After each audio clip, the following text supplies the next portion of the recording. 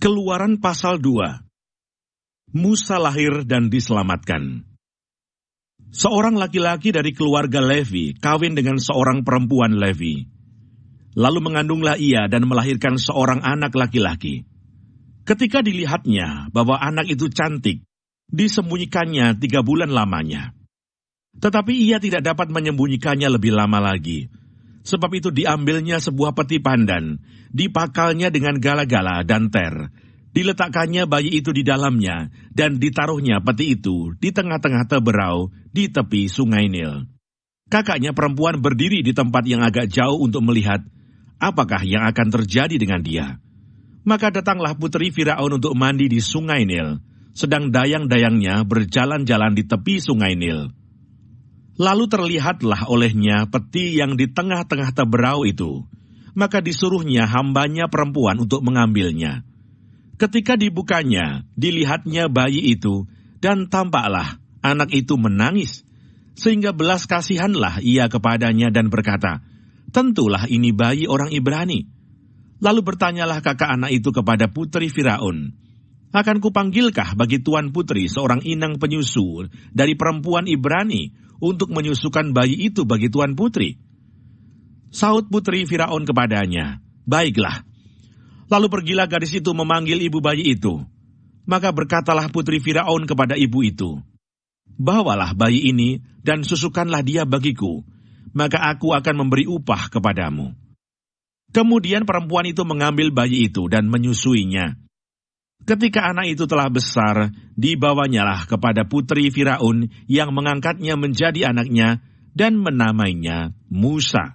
Sebab katanya, "Karena aku telah menariknya dari air." Musa membela bangsanya, ia lari ke tanah Midian.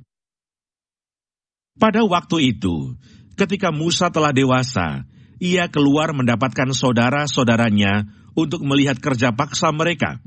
Lalu dilihatnyalah seorang Mesir memukul seorang Ibrani, seorang dari saudara-saudaranya itu. Ia menoleh ke sana-sini, dan ketika dilihatnya tidak ada orang, dibunuhnya orang Mesir itu, dan disembunyikannya mayatnya dalam pasir. Ketika keesokan harinya ia keluar lagi, didapatinya 2 orang Ibrani tengah berkelahi. Ia bertanya kepada yang bersalah itu, "Mengapa engkau pukul temanmu?" Tetapi jawabnya, "Siapakah yang mengangkat engkau menjadi pemimpin dan hakim atas kami?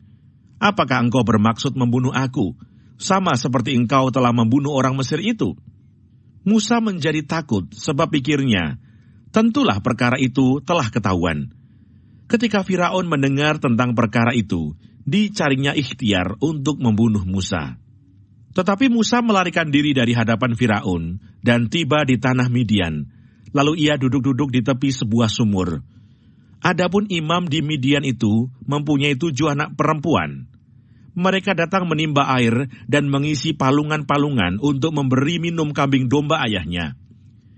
Maka datanglah gembala-gembala yang mengusir mereka. Lalu Musa bangkit menolong mereka dan memberi minum kambing domba mereka. Ketika mereka sampai kepada Rehuel, ayah mereka, berkatalah ia, "Mengapa selekas itu kamu pulang hari ini?" Jawab mereka, "Seorang Mesir menolong kami terhadap gembala-gembala. Bahkan ia menimba air banyak-banyak untuk kami dan memberi minum kambing domba."